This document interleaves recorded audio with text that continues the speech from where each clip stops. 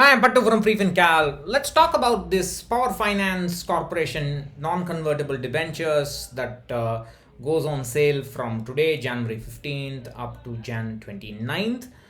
These are available for 3 years, 5 years, 10 years, and 15 years.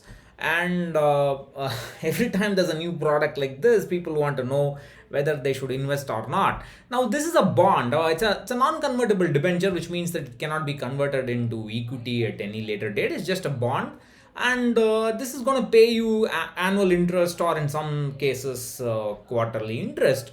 I mean, why do you want an investment or an instrument that's going to pay you regular interest unless you need regular income?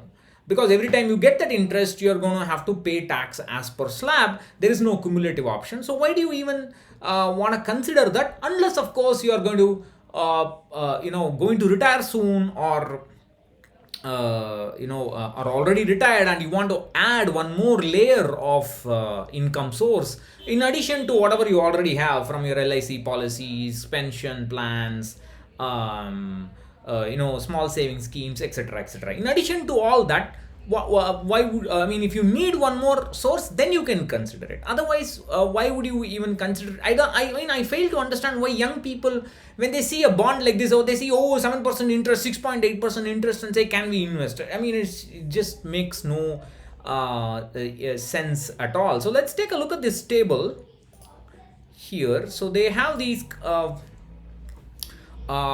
variants, and they have this four category of investors.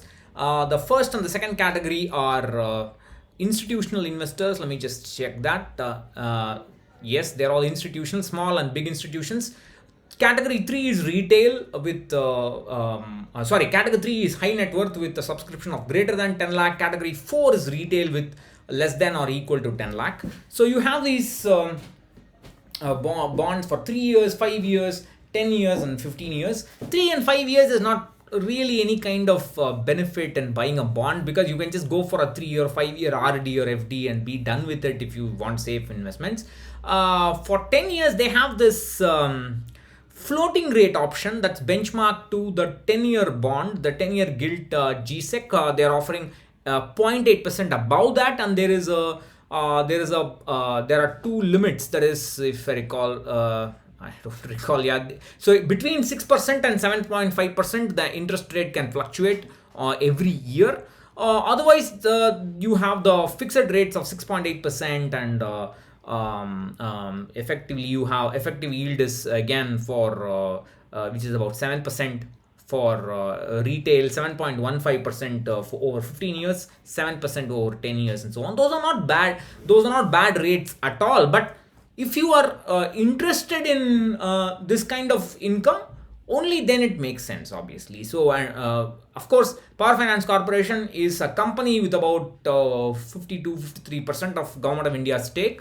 So somehow the government will bail out the corporation in case they get into trouble. There could be delay in interest and so on. As of now, it's rated as AAA, but that doesn't mean it's going to be rated as AAA all the time. Of course, it's not as guaranteed as the GOI bond itself, which you can get from NSE GoBid. I've talked about this several times before, but the rates are a little bit above that. But other than that, unless you need the income, I don't see why people are suddenly interested about all this. I'll catch you later. Bye bye.